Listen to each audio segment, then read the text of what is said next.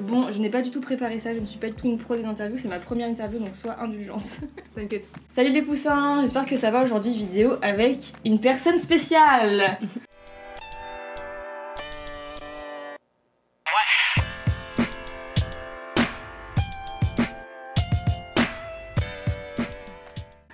Je vous présente Orana Noctuas. Ouais. Voilà.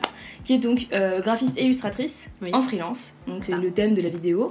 Parce que je trouve que c'est important aussi pour les personnes qui y réfléchissent, parce que moi j'y ai longuement réfléchi, d'avoir des renseignements ou des retours, des expériences, etc. de personnes qui sont donc en freelance.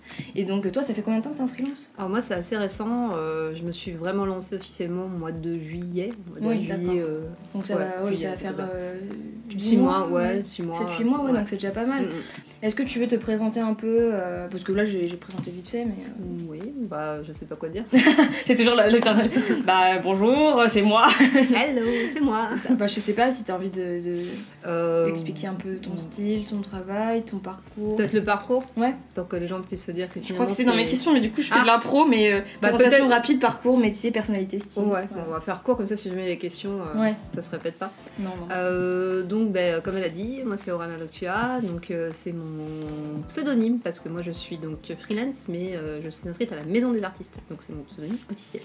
Donc au niveau de mes études, donc moi j'ai un niveau bac pro, secrétariat comptabilité, et j'ai travaillé principalement dans tout ce qui était comptabilité dans un premier temps et la vente. Donc rien à voir en fait. Rien à voir avec ce que je fais maintenant.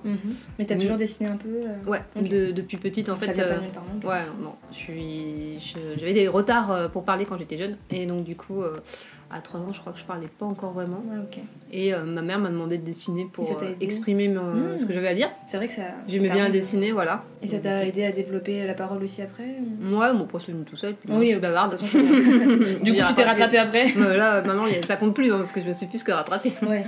Ouais, bah c'est surtout que comme du coup j'avais surtout appris à m'exprimer en dessin et pas spécialement à faire des beaux dessins. Oui. Bah j'ai mis du temps avant de vouloir m'appliquer. D'accord. Oui, mais après au moins t'avais une forme de créativité, d'expression. Ouais, en même temps dans la famille il y a plein d'artistes dans la famille, donc musiciens, donc... Et du coup, t'avais choisi la comptabilité, tout ça, à la base pour... c'est un peu la voie de garage. Dans mes générations, c'était un petit peu ça, on avait moins le choix. Oui, et puis là, c'est un peu... C'était pas on tape Google et on a notre parcours scolaire, hein, à cette époque-là. Donc, maintenant, c'est vrai que... c'est un peu plus simple maintenant de trouver sa voie, de trouver surtout des métiers qu'elle ne pense pas. Et à l'époque, c'était pas le cas. Donc, parce que vous ne nous croyez pas, mais cette personne... en fait, bon, je sais pas si c'est négatif de dire ça, mais cette personne est plus âgée et elle paraît tellement jeune. Je suis sûre que tout le monde en commentaire se dit bah oui, bah la vingtaine quoi, même pas. Et non. Elle doit avoir 24 ans quoi. Non, bah c'est bien, c'est cool. Ah bah c'est trop bien. Et du coup, est-ce que t'as eu un déclic ou comment ça s'est passé la transition? En fait, donc j'ai eu un moment de trou dans le dessin, c'est-à-dire que justement, je suis de la génération où il n'y avait pas internet et c'est arrivé. Pour diffuser, c'est... Et j'ai dû arrêter, pas vraiment de dessiner, mais je suis passée à autre chose pendant une bonne dizaine d'années, un peu plus. C'était les années 2000, mi-2000 je pense, où en fait les gens commençaient à arriver sur internet, on commençait à rencontrer des dessinateurs et ça, mais c'était pas l'époque où le partage était primordial. C'était plutôt écrase ton voisin et tu marcheras dessus. Donc il y avait très peu de tutos, il y avait très peu d'encouragement, c'était toujours du négatif, on voyait que tes défauts, on t'encourageait pas. Il n'y avait pas l'échange comme il y a maintenant. Je pensais pas que c'était comme ça. Ouais, c'était vraiment comme ça. Et moi, ça m'a tellement traumatisée. Puis je voyais des gens qui sortaient des grandes écoles, qui avaient donc des techniques. Et moi, je sortais pas d'une grande école. Et même si je dessinais, j'avais rien qui m'aidait. Le syndrome de l'imposteur et tout ça. Ouais, même pas le syndrome de l'imposteur, je me trouvais nulle. Ce qui était potentiellement le cas. Hein, c'est un syndrome très violent. Non, mais c'est parce que... tu te comparais aux autres. C'est normal en fait, on se compare. Et moi j'ai toujours été quelqu'un qui s'est comparé. Et je me suis toujours comparée dans le positif, dans le sens que ça me donnait la niaque pour aller pour essayer d'avoir le niveau de la personne. Mais là c'était tellement négatif que en fait c'est pour ça que j'avais un peu arrêté de dessiner. Mais en parallèle j'avais fait du graphisme et tout ça. En fait je suis partie dans la voie vraiment graphisme, illustration pixel art. Bon, il y a une époque où c'était vraiment à la mode.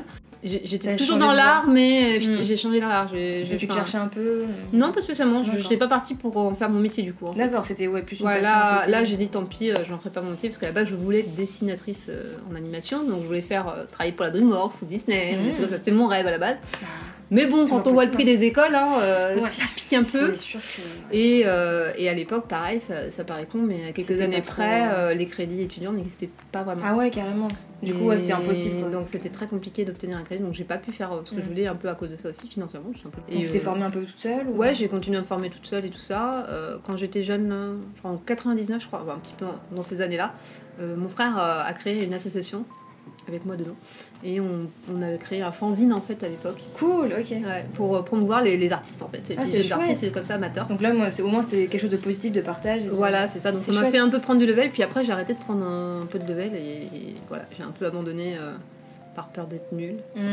Là. Enfin, pas. J'ai été nulle. Pour moi, j'entends. Oui, c'est ce qu'on se dit tous, toutes. Et du coup, j'ai repris, en fait, il y a 3 ans en arrière, j'ai une amie qui était, en fait... parce que je travaille à côté, en fait, quand même. Oui, faut manger. Faut manger. Et quand on démarre un freelance, après, ça dépend comment on le démarre. Ou on a un gros pécule de côté, ou voilà. Mais du coup, donc j'ai un deuxième travail. Et une collègue qui est arrivée il y a 3 ans, qui est venue travailler temporairement, parce qu'elle était en études d'animation, je crois, de mémoire. Okay. Et m'avait dit, mais viens, fais le Inktober il y a 3 ans en arrière, parce que je connaissais pas spécialement. Tu dis, tu connais le Inktober? Je dis, bah non, mais vas-y, viens, dessine et tout. Et c'est là où j'ai vraiment commencé à prendre entre parenthèses. Donc j'ai fait le Inktober un peu à l'arrache et tout, voilà. Puis elle, je la voyais faire un peu ce que j'aurais voulu, donc elle c'était dans l'animation 3D, mais c'était un petit peu... ce que j'aurais voulu là. Dans quelle école c'était pas je me rappelle plus le nom de son école, par contre ce que je sais c'est qu'à l'heure actuelle elle travaille dans le studio de ceux qui font minimum 2 en préparation de ça. Voilà. Donc c'est plutôt pas mal. Ouais, c'est bien, voilà. Donc non, puis elle a un très bon niveau, de ce qu'elle fait, c'est top. Et donc à chaque fois qu'elle nous annonçait j'ai réussi ça et ça, je vivais son rêve à travers elle, c'est trop bien pour toi. Donc voilà. Mais toi aussi tu voulais vivre de ta non, je pensais toujours pas à ça en fait. J'étais juste contente de voir en fait le bonheur par procuration. Je comprends. Sans arrière-pensée négative. Non, juste voilà. Et mais du coup, elle m'a remis un petit peu l'idée en tête de faire du dessin sans parler de avec ça. Inktober aussi et tout. Voilà, et avec les personnes avec qui je discute sur Discord, parce qu'on a un Discord spécial dessin. Et du coup, ces personnes-là, on n'avait pas encore fait l'association, ces personnes-là me disaient bah, tu devrais commencer à faire du freelance et tout. Parce que j'avais repris le travail, en fait, j'ai commencé à redessiner vraiment, à travailler. Mai 2018. J'ai dit là, tant pis, je reprends. Et en juin, je dis vas-y, c'est bon, j'y vais, parce que comme ça me m'évitera encore de me comparer aux autres. Donc je le fais toujours. Mais comme j'ai un boulot derrière, en fait, tant pis, il faut que j'avance. Je peux pas dire non, j'arrête, en fait, c'est fini. Maintenant, j'ai trop engagé d'administration et tout ça. C'est vrai. Donc du coup, ça met un peu une barrière pour continuer à avancer. Et finalement, je regrette pas. Ça te motive bien. Ouais, ça me motive en fait à avancer. Sinon, je crois que j'aurais encore abandonné. Non, faut pas ça. Non, mais c'est bien. Ah oui. J'arrive même plus à redire mes notes. Pourquoi le statut de freelance est pas enfin oui, du coup en fait toi ça répond à ta question parce que t'as déjà un travail à côté, mais c'était parce que tu vois par exemple tu aurais pu chercher un métier de graphisme mais dans CDI, tu vois, ou d'illustration, mais par diplôme. Ça peut être une réponse. Franchement de nos jours, est-ce qu'ils vérifient vraiment les diplômes? Enfin tu vois. Ouais, mais ça permet de commencer un peu plus à l'arrache qu'aussi. Oui, c'est vrai. Tu peux commencer clairement à l'arrache avec un freelance, quoi. Et là, il fallait que je fasse un book, que je cherche du boulot. Toi, tu trouves ça plus que simple, je me vende alors que j'ai rien derrière. Si, t'as du taf quand même. Non, mais t'as rien en fait. T'as pas créé de truc. Oui, t'as pas quand tu viens d'une école, même si tu fais des stages, tu fais du boulot, t'as des projets, même si c'est des projets scolaires, donc tu peux présenter un book concret. Là, t'as rien à montrer en fait. Donc. Ouais, de toute façon, moi je veux pas te vendre le CDI parce que c'est pas. Bon, je trouve pas que c'est la meilleure solution non plus, mais. Non, ça dépend vraiment de ce qu'on veut. Hein. Ça, franchement, je suis pas contre le CDI, mais quand tu sors comme d'une école. Par rapport à ton profil, c'est plus adapté. Par rapport au tien, par exemple, c'était envisageable, tu vois. Plus que dans mon profil à moi. Parce que t'as quand même fait des cours. Se faire chier à... T'as quand même fait une école, du coup, t'es rentré directement dans le milieu, entre parenthèses, t'avais un boulot, tu l'as toujours d'ailleurs. Ouais. Qui est quand même dans le milieu, même si c'est pas exactement ce que tu veux faire, mais. Pas du tout. Bref. Mais ça reste quand même dans l'idée, quoi. Alors, est-ce que t'as trouvé les débuts en freelance difficiles? Comment ça s'est passé? Comment tu l'as ressenti? Parce que c'est sûr que se lancer déjà c'est difficile, mais après les débuts, vraiment trouver les clients, les premiers contrats, les premières, tu vois. Alors, c'est vrai que freelance ça peut faire un peu peur parce que du coup là, surtout en freelance comme le mien, c'est-à-dire c'est pas freelance, je vais travailler pour des clients, pour des contrats et tout ça, dans des entreprises, tout comme ça, là c'est vraiment se créer son réseau. Ouais. Mais de par mon parcours, en fait, comme j'étais secrétaire comptable, je travaille dans la banque aussi. Donc déjà, il y a tout côté administratif, relance client et démarchage qui n'est pas un problème pour moi. Oui, au moins ça, tu es familière avec. C'est ça. Ça, faut vraiment prendre en compte quand on est en freelance. C'est un truc, que ce soit ton type de freelance ou le mien. Parce que toi, c'est pas tout à fait le même. Ça reste quand même le même schéma. C'est-à-dire qu'il faut pouvoir... faut avoir le bagou pour pouvoir aller chercher les clients. Ne pas hésiter à se montrer tout ça. Tu vas dans un salon, hop, t'as tes petites cartes de visite toujours à portée de main. Voilà, faut vraiment... Tout le temps être en veille. Ouais, tout le temps en fait. Bon, après, t'as internet, tout ça aussi, savoir bien se vendre sur les réseaux sociaux. Je pense que maintenant, on a quand même cette facilité-là, même si on est noyé par le fait qu'il y en a plein. C'est vrai que maintenant, ouais, c'est dur de démarquer. Dans le dessin, je pense qu'il y aura toujours moyen. Parce que c'est le style de chacun. C'est ça, c'est que même si après, t'en as 50 qui font du manga, 50 qui font du réalisme. À partir du moment où t'as bien évolué dans ton trait, t'auras toujours ton style à toi, tes trucs que tu aimes, et donc du coup t'auras un certain type de personnes qui vont aimer, d'autres qui vont pas aimer, mais t'auras toujours ton public. Même si c'est ça qui est bien, c'est ça qui vient avec l'art en fait, c'est que chacun a son... comme Linktober, on voit, il y a un mot et tout le monde fait des trucs hyper différents, je trouve ça super. C'est clair. Je pense pas que ça... Enfin, moi je pars toujours du principe qu'il c'est pas la peine d'avoir une grosse communauté comme il y a certains illustrateurs, c'est vrai que ça fait rêver, on voit 100 000 abonnés, même plus. Enfin, je sais pas s'il y a des millions d'abonnés sur certains, je crois pas quand même.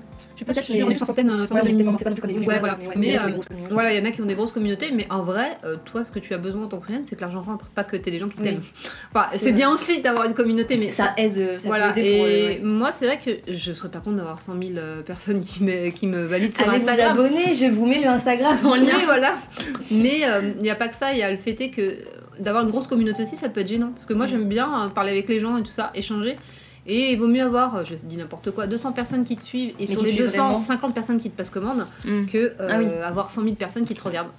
Mais rien qui rentre derrière. Ouais, après, ça peut ouvrir d'autres portes, mais dans l'idée, si tu veux faire du dessin pur et dur au début, c'est bien d'avoir une petite communauté et t'as pas besoin d'en avoir une grande en fait. Juste, en fait, c'est ça la différence aussi de profil du coup. Mais je sais pas trop comment l'expliquer du coup parce que je suis pas assez renseignée. Mais du coup, moi j'ai pris le statut auto-entrepreneur qui n'est pas la même chose du tout que toi qui est donc à la chambre des. Ouais, maison des artistes. À la maison des artistes, mais ouais, voilà, en fait, ça dépend du profil des personnes et du coup, c'est vrai que moi, j'aime bien le côté, justement, travailler avec des clients, avoir ma petite boutique, avoir mes trucs, etc. Alors que toi, c'est vraiment plus, créer de l'art, quoi. Enfin, faire ton art et ton... Bah, disons que moi, je suis pas contre, ça, je le ferai sûrement d'ici un an, un truc comme ça. Et moi je ferais sûrement comme toi, après parce qu'on peut ouvrir 2 entreprises différentes, ça y a pas de problème. Et tu peux cumuler les deux. Mais en fait si j'ai fait ce statut là, c'est que moi j'ai des projets professionnels derrière en fait qui nécessitent d'avoir mon statut d'artiste en fait à la MDA. Parce que je travaille sur des gros projets qui me prennent du temps, qui me rapportent pas de l'argent pour l'instant, mais en fait du coup j'ai besoin de commandes pour pouvoir me rémunérer un peu. Et derrière, il faut quand même avoir suffisamment de temps pour travailler sur les gros projets, qui sont sur plusieurs mois en fait. Et c'est vrai que si j'ouvre une boutique avec plein de trucs à vendre, en fait j'ai pas le temps, j'aurais pas le temps de faire ça en fait. Maintenant oui ça va se faire, je ferai sûrement des petits goodies et tout comme ça, mais par mon statut je n'ai pas le droit légalement en fait. Ah ouais d'accord, tu dois faire une démarche pour pouvoir créer, pour avoir les 2 statuts. Ouais en fait, alors ça c'est une chose que je dis, petite parenthèse, que petite parenthèse que peu de gens le savent et j'aime bien le dire aux gens. Si vous vendez quelque chose sur internet, quel que soit le prix, sachez que vous êtes dans l'illégalité si vous n'êtes pas déclaré auto-entrepreneur. Ouais. Voilà, il faut arrêter les idées reçues. Je suis légale maintenant. donc il faut le savoir. Après,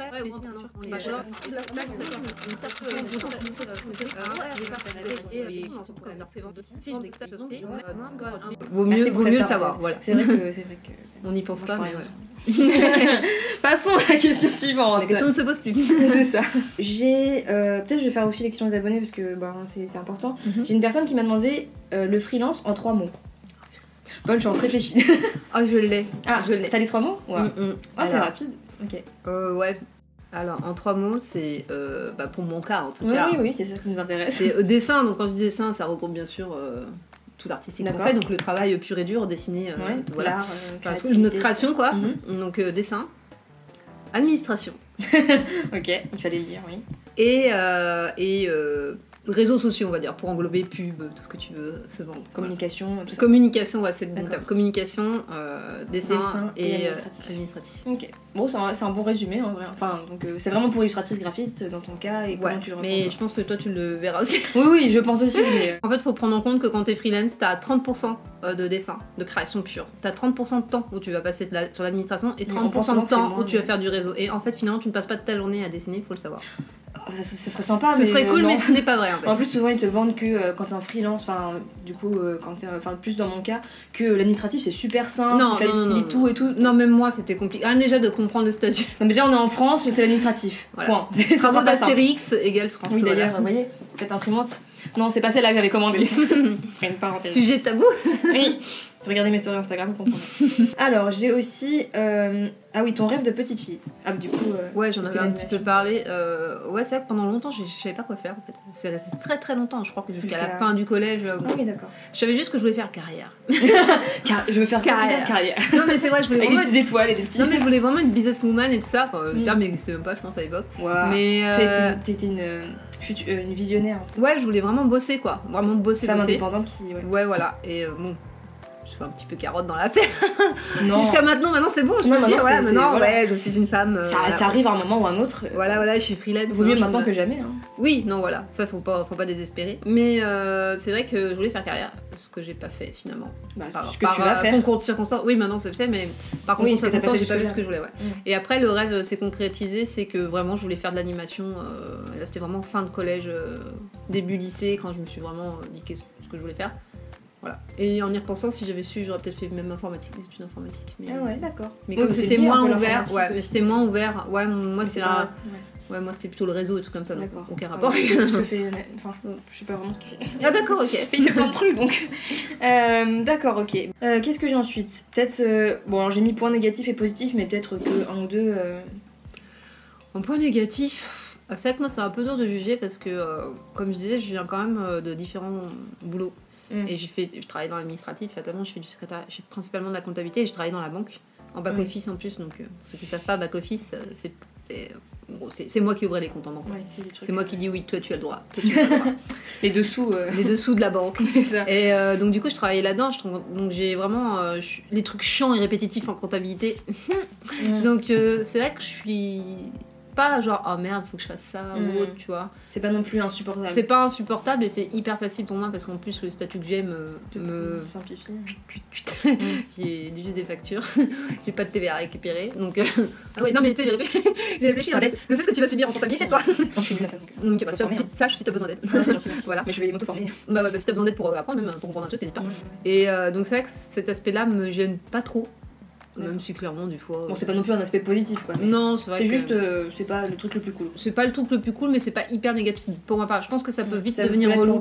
Ouais, parce que là je me bats par exemple depuis 6 mois avec les banques, parce que le statut de freelance en maison des artistes c'est très compliqué en fait pour eux hein, parce que pour nous il y a pas de problème. Oui bah ouais, moi aussi je devrais avoir un compte. Voilà, sauf que quand tu es toi c'est normal, mais moi comme j'ai un statut, je suis exempte d'avoir un compte pro, je peux simplement avoir un autre compte courant pour gérer. Sauf que la banque ne veut pas. Mais elles sont oui, après je peux me battre. Non, bah c'est pas obligatoire, je peux me battre, je peux demander à la Banque de France de voilà, mais bon après le jour où t'as un problème avec ton conseiller là, il va te regarder, tu m'as forcé à ouvrir un compte, hein. Maintenant tu te démerdes, tu vois, donc c'est aussi, moi je suis la première à râler et à rentrer dedans s'il y a un problème, mais il faut aussi réfléchir à ce genre de choses. Le jour où tu as un problème avec ta banque, tu les auras forcés à te donner un compte courant et ça va poser des problèmes sur le droit. Ça peut, là c'est une entreprise, c'est pas perso, donc ça peut vite être un problème.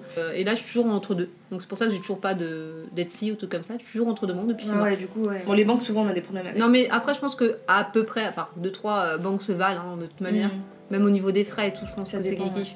Mais les conseillers, c'est important en fait. Et ça, c'est par rapport à la zone où tu es en fait. Parce que compte pro, je crois que tu es vraiment obligé d'ouvrir là où tu habites. Et ouais, là, faut vraiment choisir bien. Faut pas hésiter à y aller, prendre des rendez-vous, même si vous faites rien. Voir le conseiller que vous auriez pour potentiellement. C'est leur taf. Et voir comment ça se passe. Et voilà. Je pense qu'ils gèrent des entreprises où eux, ils font du 100 000 €, voire plus. Mais tu leur expliques ton cas donc. Ouais, mais du coup, ça a pas d'importance pour eux. T'as aussi le poids de l'argent hein, dans les banques. Hein. Oui, c'est une grosse entreprise. Là, eux, ils brassent de l'argent avec le mien, mais clairement, pas plus qu'un compte perso. Quoi. Donc, donc en fait, ils s'en battent les couilles. Bah voilà, c'est le cas de dire. Bon, il y a un point positif. Qu'est-ce qui te plaît le plus dans le fait d'être en freelance? Bah, tu fais ce que tu veux, quoi. Enfin, la liberté. La liberté de faire ton programme, parce que t'inquiète pas, t'auras comme des choses à faire, même si t'as pas envie. Pas le choix. Hein. Mais tu fais ton programme et du coup, tu peux vraiment faire comme t'as envie, quoi. Vraiment gérer ton planning. Gérer ton planning. Et d'ailleurs, mon petit plaisir personnel de gérer son planning, d'ailleurs, moi j'aime bien. Oui. Parce que je suis bijou addict comme toi, donc j'aime bien. Journal. Voilà, donc ouais. Je vous mettrai moi j'aime bien dans mon sac. Toujours avec toi pour noter les petits trucs. Voilà, ouais. Et c'est vrai que c'est pratique. Ouais. Enfin, après, j'étais pas bijou avant, mais c'est vrai que finalement, je suis revenue. J'ai changé plein de trucs, j'ai testé plein de trucs, finalement, je suis revenue à ça, quoi. Ça met un peu de temps. Ça. Ouais. Et alors moi je suis pas comme elle, hein. Enfin j'aimerais bien mais j'ai la flemme, je suis pas décoratrice. Hein. Ouais, moi je fais partie de la team bijou minimaliste. Mais ouais non, après le bijou le plus important c'est de s'organiser. Oui totalement, arrêtez de croire qu'il faut faire des beaux dessins. Non, tant que c'est fonctionnel c'est pas. Je vous l'ai déjà dit en vidéo. Ouais. Mais oui. Faut le répéter parce que les gens ne comprennent pas. C'est vrai. Mais il faut pas culpabiliser, enfin on s'en fout. Bref c'est le bullet journal. Ouais par exemple j'ai fait un super planning pour les YouTube et tout, tu vois, et en fait finalement non je vais tout changer donc j'ai fait une double page.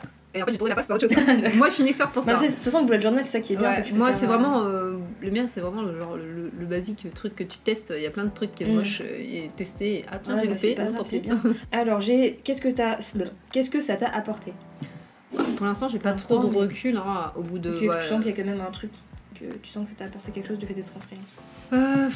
Oui bah déjà ouais d'avoir l'impression par rapport à mon parcours personnel et professionnel, c'est clair que j'ai l'impression d'avoir au moins réussi quelque chose. Tu peux pas dire ça, c'est super négatif. Mais non, mais c'est vrai, c'est parce que moi j'ai pas eu un parcours professionnel que j'ai désiré, donc ça paraît bête, mais tout ce que je fais, je dis pas que par exemple le métier que j'exerce à l'heure actuelle à côté, je suis encore au bout de 5 ans, c'est que ça va, ça marche bien. Sinon je serais partie parce que moi je suis partie à chaque fois. Hein. YOLO, mais t'auras pas le chômage. Oui, je sais pas, tant pis, tu mangerais des pâtes. Et ça fait depuis mes 18 ans que je travaille, 18 ans et 20 ans à plein temps, donc c'est que ça marche bien quoi, c'est que c'est cool. Donc c'est pas le métier le plus simple, mais... Et là du coup tu te sens que le fait d'être en freelance et de faire ce que tu fais, là j'ai choisi, même si c'est pas exactement ce que je voulais faire dans ma vie, j'ai quand même choisi ce que je voulais faire pour une fois, et dans la branche que j'aime, donc ça change tout en fait. Même si tu galères financièrement, tout comme ça, et encore moi je me plains pas trop parce que j'ai un deuxième taf à côté, donc en fait tu t'en fous en fait. Il y a beaucoup de choses qui changent en fait. Tu vois, quand tu es déprimé après une journée de boulot et que tu vas faire les boutiques, là t'es pas déprimé, tu rentres parce que t'as du taf. C'est ça, t'as pas le temps de réfléchir. T'as pas le time de faire les boutiques, mais au moins tu fais des économies, tu vois. C'est ça. Voilà, donc ouais, non, c'est ça le côté positif pour moi, c'est vraiment d'avoir réussi à, pour une fois, dire stop à la vie, je ne subis plus, c'est moi qui fais. C'est moi qui domine la vie. Bah voilà, ça y est, tu peux dire, tu es en train de commencer à faire carrière et être working businesswoman. Oui. Comme disait quelqu'un qui se reconnaîtra s'il voit la vidéo. Je ne mens pas, je magnifie. D'accord. C'est une bonne technique, toujours magnifier ce qu'on fait. C'est très bien, c'est très positif. J'ai ton projet préféré, mais du coup, c'est vrai que ça fait pas longtemps et toi, c'est... Mon projet préféré dans quel sens Bah, du coup, c'est vrai que... sur quoi je travaille peut-être potentiellement, ouais. Alors, après... coup, en fait, je peux pas vraiment départager parce que c'est deux projets que j'aime bien. Enfin, justement, mes projets secrets. Parce que c'est vrai que sur Instagram, tout ça, des fois, il y a des moments où on me voit pas pendant 3 jours, on dit mais qu'est-ce qui se passe? Et c'est vrai qu'en fait. D'un coup, une story, Ouais, d'un coup, après, il y a plein de stories. C'est qu'en fait, c'est des projets que je peux pas montrer. En fait. Donc c'est très frustrant parce que c'est vrai que du coup. Mais au moment quand ça sortira, tu seras genre ah! Ouais, mais c'est vrai que du coup, c'est vrai que je peux pas montrer mon travail et ce que je fais à côté. Donc des fois, ça peut donner l'image surtout sur les réseaux sociaux, de quelqu'un qui fait pas grand chose alors voilà, en fait, si les gars. Oui, c'est vrai qu'on voit pas mes commandes et tout comme ça, on voit que mes trucs perso à chaque fois. Et là en fait donc je travaille en gros je peux dire sur quoi même si je peux pas dire précisément. Soit vague si tu veux être vague. Ouais, non, je suis pas vague à 100% mais pour le sujet d'humain, je suis obligée d'être vague. Donc en fait, je travaille sur un projet de dessin animé pour enfants en bas âge, voilà. Le rêve se réalise. Je suis comme ça Thomas. Oui, t'as raison. Voilà, peut-être que ça sera toujours ne pas hésiter à faire des projets même si vous n'avez pas comment ça va s'aboutir parce que comme disait une de mes amies justement il y a 2-3 jours, ça remplira ton book. Oui, c'est important. Même si on rate des projets des fois qui sont pas validés. Ah oui, il faut remplir son book. Il faut toujours y aller jusqu'au bout, toujours aller au bout d'un projet. C'est important, même s'il est raté. Et il faut. Enfin, moi personnellement, je suis un peu partisane de on y va. Si ça marche pas, ça marche pas. Moi, je suis du côté peut-être là, je vais rendre ça un petit peu négativement. Mais en fait, non, c'est pas négatif. C'est en fait, si ça marche pas, tant pis, c'est pas grave, j'y vais quand même. Et du coup, si ça marche pas, je suis pas déçue parce que j'étais prête à ce que ça marche pas. Contrairement à croire à un projet à fond, j'y crois. Je sais pas comment expliquer, j'y crois vraiment, mais je suis pas déçue si ça marche pas. Et je suis super contente si ça marche. Mais ça m'empêche pas d'être. C'est ma façon de voir. Ouais, du coup, après, tu tentes plein de choses. Tu t'attends pas quelque chose d'un. Enfin, tu vois, tu te fais pas j'attends rien en fait. J'attends rien. Donc là, c'est un projet de dessin animé donc pour France Télévisions. Si ça marche. Là, t'as commencé il y a pas longtemps aussi. Voilà, j'ai pas de contrat. Pour l'instant, il y a encore beaucoup d'étapes pour valider. Je me fais pas de soucis. Donc du coup c'est un projet qui demande un peu de temps parce qu'il y a le scénariste qui travaille avec moi en fait. Donc moi, j'ai travaillé sur les idées de scénario, mais c'est lui qui fait qui met en page. Ça, donc on a travaillé en binôme sur les scénarios et moi je travaille donc du coup sur la partie graphisme, dessin, décor. Et donc là projet, voilà ouais. Et donc là nous notre travail c'est de monter tout ça, ensuite de pouvoir présenter ça. Donc on va débloquer des sommes d'argent et tout ça, des fonds. Et de là on va pouvoir faire des épisodes pilotes pour pouvoir présenter à la télé en fait. du coup, France Télévisions principalement. Et de là, peut-être que ça aboutira ou pas à la production du dessin animé. Faut le tenter, ouais, donc faut le tenter. Et à côté, là c'est un projet un peu plus personnel, entre parenthèses, je travaille pour pouvoir présenter en maison d'édition un manga en fait. Trop bien. Voilà. Donc ça c'est un projet que j'ai... C'est peut-être enfin l'autre c'était un projet qu'on avait depuis 2-3 ans, donc c'est assez frais finalement. Et l'autre ça fait des années. Ouais, non mais... En fait, t'en rêves depuis des années. En fait, depuis... Parce que moi, j'adore le manga. Je sais qu'il y a... Ah bon, c'était pas flagrant. Non. Ça se voit. C'est étonnant. Oui, mais je pourrais aimer le manga et ne pas dessiner du manga. Tu vois ce que je veux dire? C'est vrai. C'est pas une obligation. Il y a plein de gens qui adorent les mangas. Tu aimes les mangas? Oui, c'est vrai. Voilà. J'ai commencé grâce au manga. Voilà, ouais. Et oui, mais il y en a, tu vas y passer à autre chose. Comme toi, tu vois, t'es passé à autre chose. Et moi, je suis pas passée à autre chose. Sauf que bon, on m'a déjà dit, tu sais, quand j'ai repris le dessin, là, on m'a dit, mais tu veux vraiment rester dans le manga et tout? Parce que c'est une mauvaise connotation. Ouais, c'est un truc de ouf. Dans l'artiste, c'est une vraie mauvaise connotation. Ton style, ouais, et c'est fou quand même. Ouais, c'est ça. Et mais même au niveau. Pas au niveau professionnel des profs, mais même au niveau des groupes de dessin, t'es vite catalogué parce que tu fais du manga, parce que le manga c'est pour les geeks, pour les jeunes. Sauf qu'il y a un moment quand même, t'as besoin. Enfin, le manga c'est sorti graphique, on va dire sorti graphique, c'est pour passer une idée. On l'a oublié ça, mais à la base c'est pour passer une idée et pas pour faire un beau manga. Faut d'abord l'idée, après le dessin. Bon, maintenant le dessin il est aussi bon que l'idée parce qu'il y a tellement de monde sur le marché maintenant, faut y aller dans tous les sens. Faut être bon au dessin, bon en scénar, faut tout lâcher là. Faut être tout. Voilà, mais j'ai pas lâché l'affaire. Moi ça m'a pris quand j'avais 10 ans de commencer vraiment du manga, tu vois. Et j'en ai 36, donc voilà. Ah bah je pense que voilà. Donc c'est ouf quand même. Donc je pense qu'après autant d'années, il est peu probable que je fasse plus de manga, enfin c'est pas possible. Et sachant que je veux faire il y a un manga que je veux faire depuis l'histoire, je l'ai depuis mais tellement d'années. Enfin j'ai plusieurs histoires, hein, mais bon après tu sais tu mets de côté. Et ce manga là, ça fait plus de 10 ans que j'ai l'histoire déjà, les planches dans ma tête et tout depuis des années quoi. Bah putain. Ok, bah après j'avais une petite question par rapport alors la gestion d'argent, le salaire, etc. Mais vu que, donc, comme tu as dit, tu as un travail à côté, donc ça... Ouais, bah en fait, tout ce que je gagne en freelance, je le mets de côté. Donc là, vraiment, parce qu'après, il y a les impôts et tout. Voilà. Donc tout ça, je le mets de côté. Alors moi, dans mon statut, comme je suis à la maison des artistes, je ne paie pas l'impôt... L'impôt, comment ça s'appelle? Je l'ai eu, là, je l'ai reçu. Et ils vous l'envoient quand même des fois, en fait, attention. L'impôt sur... Merde! Pourquoi ça m'arrive tout le temps? Attends. C'est les... début. Ah oui, 28 minutes quand même, la dernière. Ah oui, d'accord. Attends. Ah oui, il est déjà 20h38. Je regardais l'heure depuis tout à l'heure. Ça passe grave vite. Et je dis, oh ça va, et toi il est 20h07 ou 10, je me suis dit. Je sais même plus ce qu'on disait du coup. Bah reprends ta question. Oui, ouais. T'as un impôt que t'es pas censé payer avec ton statut? Oui, c'est l'impôt foncier, je crois, ou un truc comme ça. La taxe foncière? Ouais, la taxe foncière, je crois, un truc comme ça. Enfin, je l'ai eu en plus. Et donc, de par mon statut, toi je crois que tu la payes, je crois, de mémoire, je sais plus. Mais moi en tout cas je la paye pas de mon statut, sauf que des fois je la paye la taxe foncière parce que je suis propriétaire non là c'est vraiment taxe foncière professionnelle. Ouais, non, c'est vraiment enfin je sais pas. Alors moi je l'ai reçu là parce que c'est fin d'année que tu dois le payer au premier. Et en fait il faut savoir que il y en a qui sont exempts de cette taxe, donc entre autres les illustrateurs graphistes. Et donc du coup par exemple j'ai reçu quand même mes impôts fonciers. Alors au début je me suis dit, bah non. Et donc au début je dis peut-être qu'il faut que je déclare, tu sais quand tu déclares et puis après on t'exempte. Mais il y avait rien que je pouvais remplir en fait, ça correspondait pas du tout à mon profil. C'est eux qui sont et donc du coup l'administration française. Donc, du coup j'ai cherché et en fait j'ai appris qu'il fallait faire un courrier parce qu'en fait tu es exempt de ça. Et donc en fait des fois ils envoient, normalement ils sont pas censés envoyer, mais des fois ils envoient par erreur. Et donc mais le problème c'est quand tu sais pas, tu vas le faire et tu vas le payer. Bon après ils remboursent bien ce qui paraît, mais bon. J'espère bien quand même parce que bon, si t'es pas censé payer. Ouais, je mets tout de côté pour ce genre de choses. Alors moi pas de taxe foncière, mais bon par exemple quand vous êtes à la maison des artistes, donc la MDA en abréviation, vous êtes assujetti ou affilié. Assujetti si j'inverse pas les termes. Assujetti c'est que vous allez payer tout ce qui est sécu. Donc c'est la sécu des artistes, que je ne dépends pas pour l'instant. Moi je suis toujours sur ma sécu professionnelle, enfin du travail quoi, truc classique. Ouais. C'est des sécu différentes, ça marche pareil, mais en fait il y a plusieurs types de sécu. Ouais.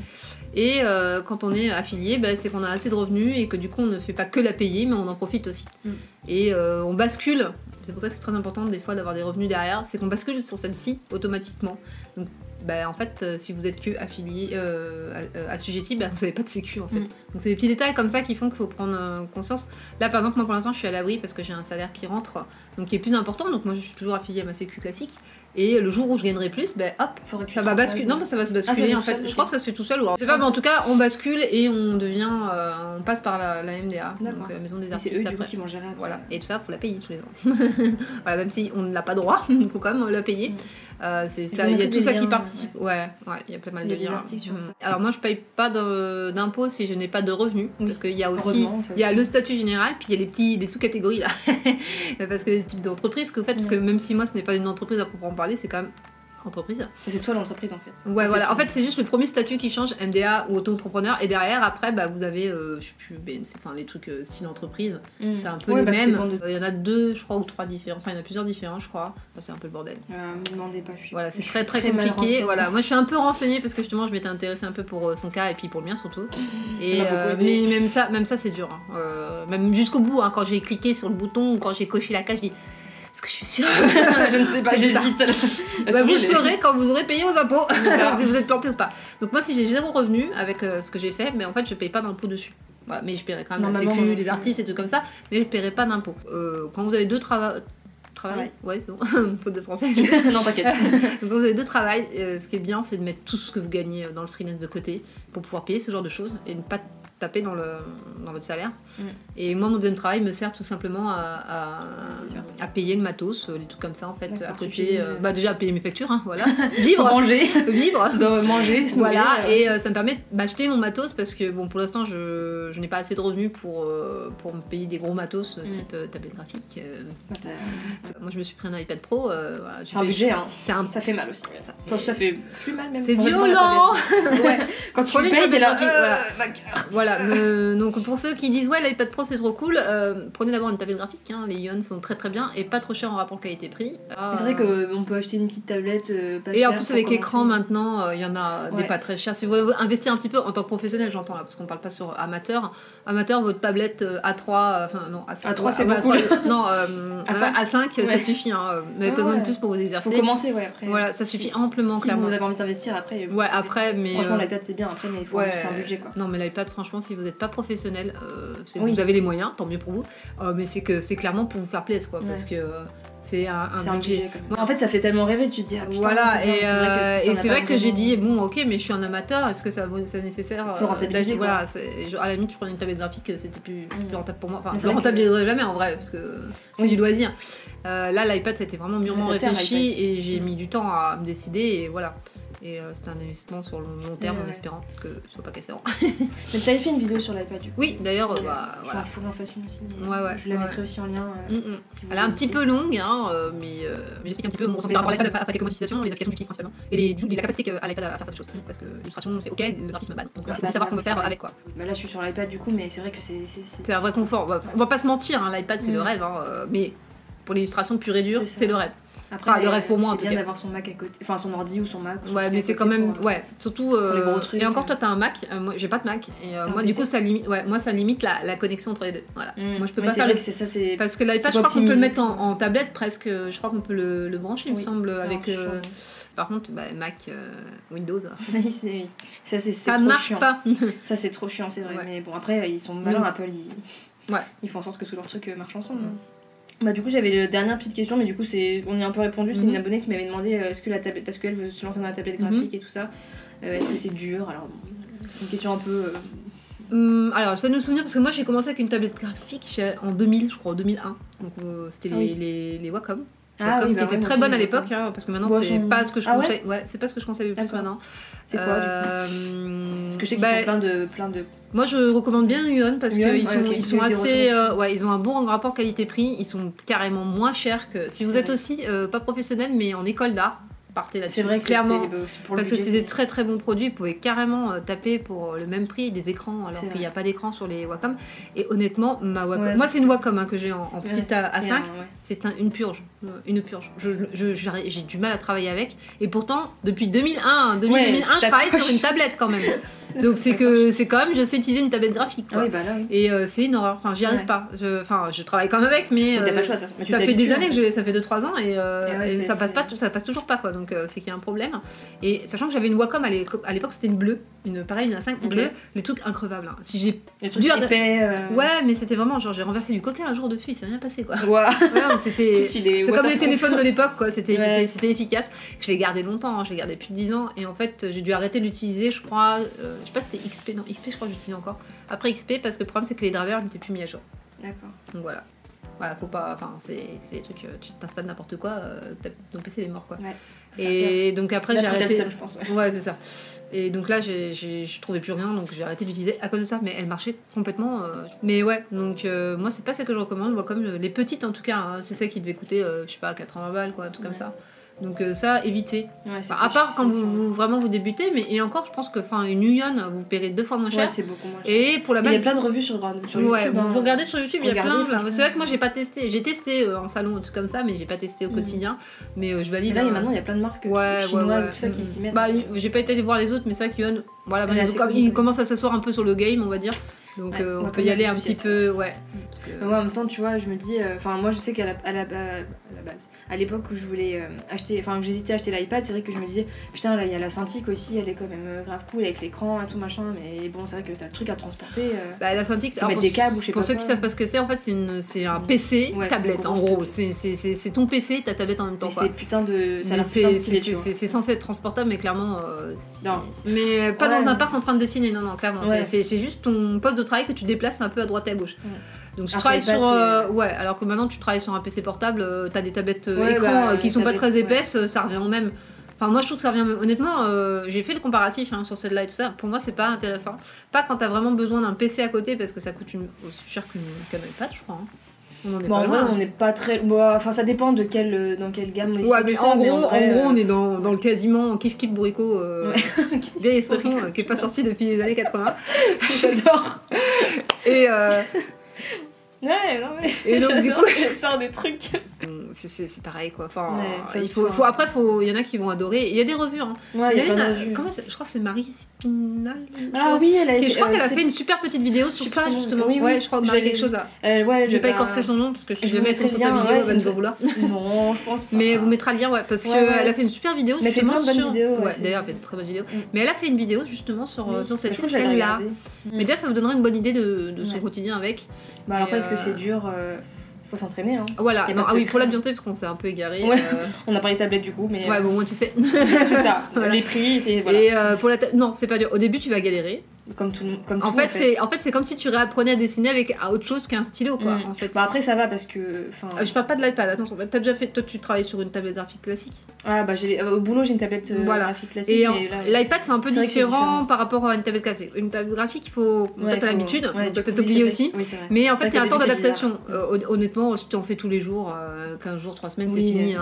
Tu gères. Il faut juste s'habituer à voir la souris. Après, tu vois plus la différence quand tu prends ton crayon et ton stylet, en fait. Mais au début, t'as cette petite différence. Parce qu'il faut que tu prennes tes repères par rapport à la tablette, parce que même si c'est visualisé dans l'écran, voilà, en fait, tu visualises pas en fait, surtout quand t'as pas d'écran.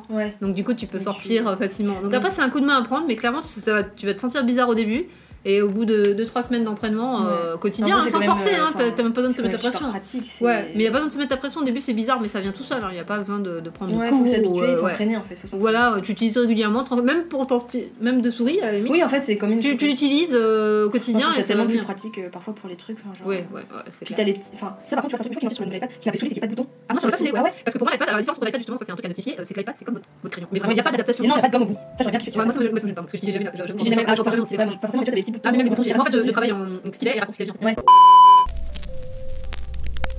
Bon, du coup, j'ai le seum, évidemment, la vidéo à couper. Je sais pas du tout où, c'est ça qui est pas stressant du tout, je verrai bien au montage de toute façon, mais. Oh bon, on blablatait un peu sur la fin, donc ça va. Au pire, ça a coupé, vous avez pas. Au pire, je vous mettrai s'il y avait des trucs. Si t'as besoin, tu me demanderas, mais. S'il y avait des trucs importants et tout, mais bon, on a répondu aux questions déjà. On était un peu en train de dériver sur la fin. C'est ça, bon. C'est ça qui vient avec les interviews aussi, c'est que c'est de la discussion et du partage. Mais bon, en tout cas, merci beaucoup. Bah de rien, merci à toi de m'avoir invité. Moi je suis super contente parce que c'est vrai que je cherchais des illustratrices, graphistes et tout, et c'est vrai que je me suis dit, ça pourrait être top d'avoir toi, puisque c'est vrai que t'es en freelance et tout, mais t'es pas exactement comme ce que moi je voulais faire. Ouais, j'ai un profil différent. Un profil un peu différent, mais du coup, c'est super, et puis comme ça, ça va permettre à plein de gens, j'espère, d'avoir des infos et tout. Ouais. Puis donc, comme je vous l'ai dit, n'hésitez pas à aller voir son compte Instagram, je peux même mettre ton site web si tu veux. Ouais, si vous voulez, je vais tout mettre. Vous allez tout regarder, vous cliquez partout. Vous allez avoir marre. Non, mais c'est bien aussi, comme ça j'ai pas énormément d'abonnés, mais comme ça je peux permettre de montrer un peu.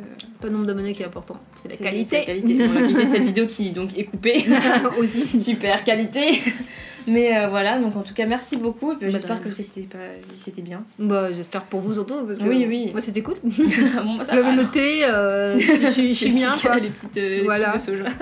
Bah voilà, merci beaucoup et puis on te souhaite de réaliser, enfin on te souhaite, je parle au nom des abonnés mais j'espère que vous me le souhaitez aussi. Oui, bah de réaliser ton rêve, mais je pense que moi personnellement je me fais pas de soucis parce que je pense que bah en tout cas je le réalise déjà donc oui, déjà, ça marche pas, c'est autre chose, mais moi j'aurais fait ce que j'avais envie. Je suis sûre que ton truc ton projet, on croise les doigts, on verra mais bien. Je suis sûre que dans quelques temps on le verra sur France 5 du coup. Non, France Télévisions. Je sais pas où ce sera, mais c'est les groupes France Télévisions. On verra. Et bah voilà, j'espère que ça vous aura plu les poussins, et puis bah du coup n'hésitez pas à vous abonner, à partager la vidéo, ça c'est vraiment chiant de faire ça à chaque fin de vidéo, mais bon il faut partager. Voilà, donc à liker tout ça, et les réseaux sociaux, bah du coup je mettrai les tiens aussi. Sur ce, comme d'habitude, je vous dis bonne semaine et à dimanche prochain, salut. Voilà, merci beaucoup. De rien. Tu vois un bisou, c'est trop gentil. Et je pense que ça va être bien.